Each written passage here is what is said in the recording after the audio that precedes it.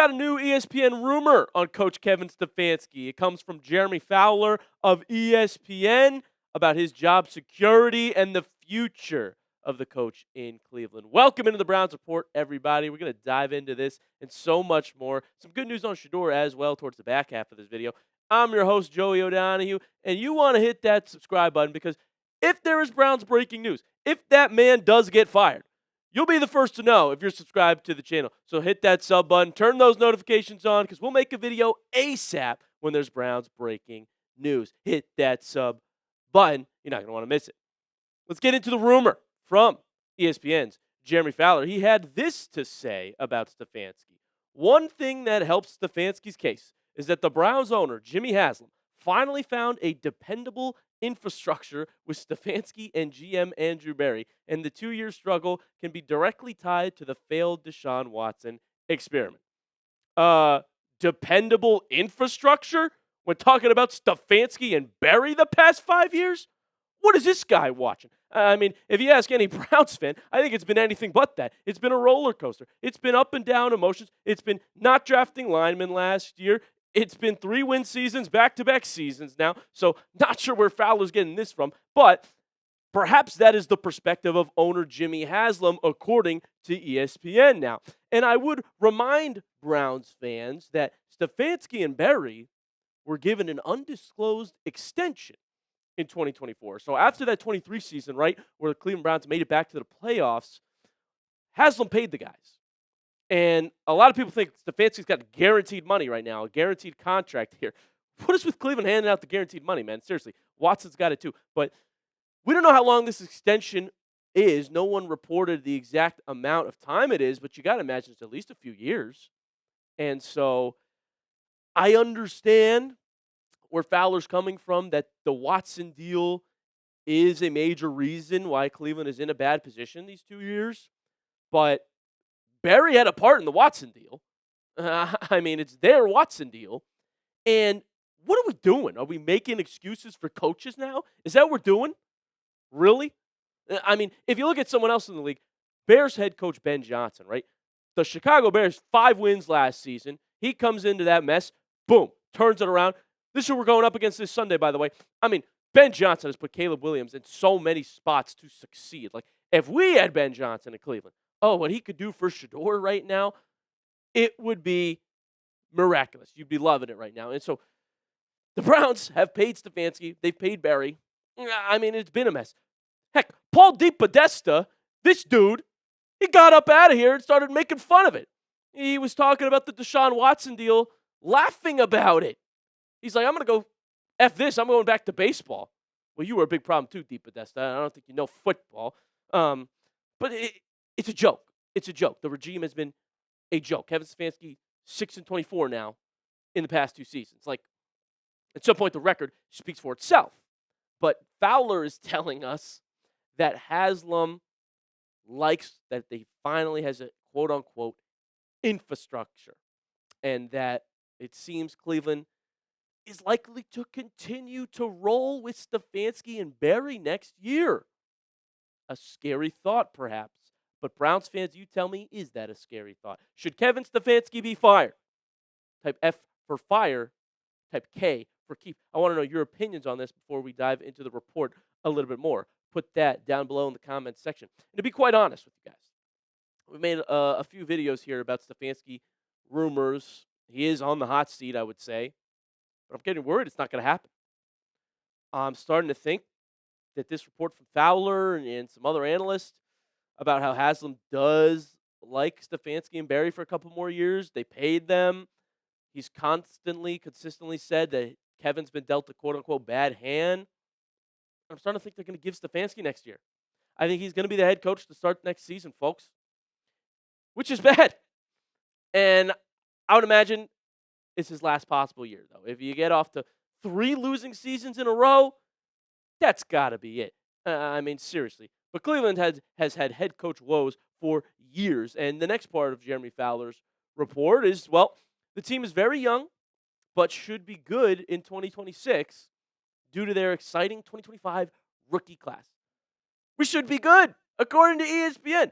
Heck yeah, get fired up, Browns fans. Look, we did absolutely smash the draft. We got to give Barry credit there for the players that he did draft, aside from wasting a third-round pick on Dillon Gabriel. Everybody else looks like they're going to pan out. Heck, even Shedeur, I believe, has the ability to be a franchise quarterback, the traits.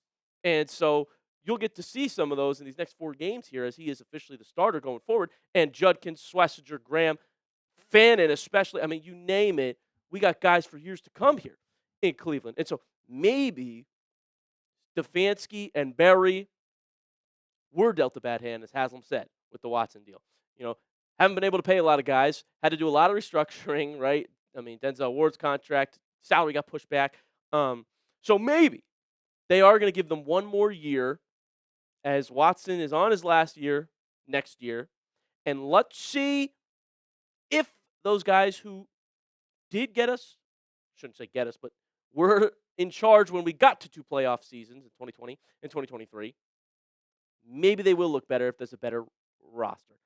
I don't know, Browns fans. Like I said, put your opinions in the comments section. I still think Stefanski, he's a loser. The past 2 years, it's evident. But I'm worried that he's going to still be the head coach next year, and it's a 1-year trial, make or break. Coming up, got some good news to talk about, Browns fans, so don't worry. Good stuff on Shedeur Sanders in the back half of this video, so you're not going to want to miss that. But before we get into it, I want to give a special shout-out to today's sponsor, and this episode is brought to you by Prize Picks. It is the holiday season, the best time of year for sports. Bowl games, basketball matchups, playoff pushes. It is all happening at once. And while you and I are out here making decisions every day, what gifts to buy, what to eat, which game to watch, there is one place where it feels good to be right. Prize Picks. I love this app, man. It's a lot of fun. I win money doing it. And because I cover the Browns, it helps me know what picks to make. I believe Shedeur is going to rip it again, so I'm picking them more on his passing yards. And when Cleveland plays a bad run defense, I'm all in on Quinshon Judkins' projections. New feature alert. Prize Picks now has early payouts. If your lineup gets off to a hot start, you may now have the option to cash out those winnings before the game even finishes. Prize Picks is simple to play. If you pick more or less on at least 2 player stats and get your picks right, you could cash in. Here's my lineup for the week. More than half a passing touchdown for Sanders again. More than 149.5 passing yards for Shedeur. He's done that every week. And finally, more than half a field goal made for Jake Bates. That's my lineup. Download the Prize Picks app today and use code CLNS to get $50 in lineups after you play your first $5 lineup. That is code CLNS to get $50 in lineups after you play your first $5 lineup. Prize Picks, it's good to be right. Let's take a look at some Shedeur Sanders news this week. And I think it should get you excited, Browns fans. I really am feeling pretty optimistic. Here's what Jeremy Fowler actually had to say about Sanders. A report coming after this Titans game. Giving Shedeur Sanders the rest of the season as the Browns starter was actually the plan before the 364-yard performance against Tennessee on Sunday. They just didn't announce it until Monday. His performance only reinforces that stance. So after the Niners game, it was already decided that Shedeur would be the starter going forward. And then when he absolutely balled out against Tennessee, finally makes the Cleveland Browns look like they made the right decision. He was named Rookie of the Week. Congratulations to number 12. He's the only rookie this year that has 300 passing yards in a game, and he's only had 3 starts. It's big time, ladies and gentlemen. The numbers looked great against Tennessee. 3 passing touchdowns, ran one in as well for 4 total, 364 yards. I mean, we were watching play that we haven't seen so far this year. And I get it. It's the Tennessee Titans defense, but that should absolutely be encouraging, right?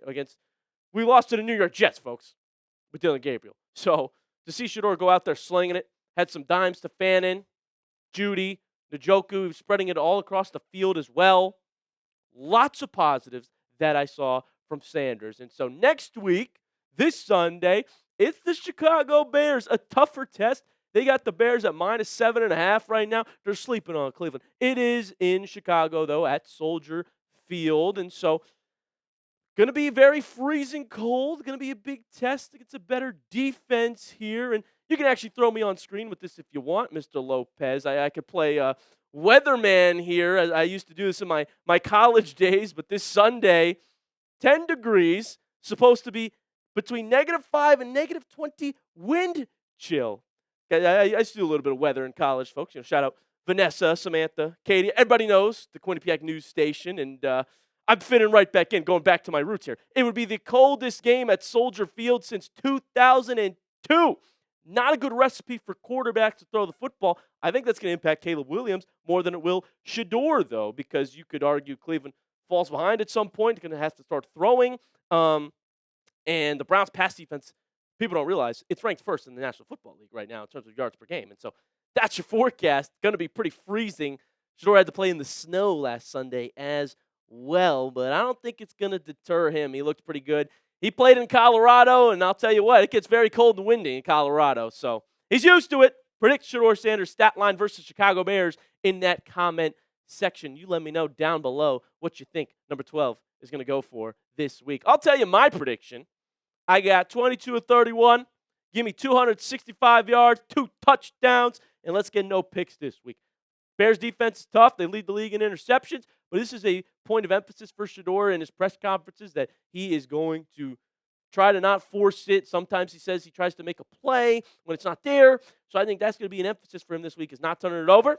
But don't you worry, he's still going to be slinging it and taking those deep shots because he has that ability to play off schedule, extend, and make plays. That's my pick. Let me know yours. Going over to X, follow me at Joey070 as well. If you want to comment some stuff over there, I'll reply. And hit that subscribe button. So like I said, you don't miss a single piece of Cleveland Browns news. I'm your host, Joey O'Donoghue. Thank you so much for rocking with me here on today's show.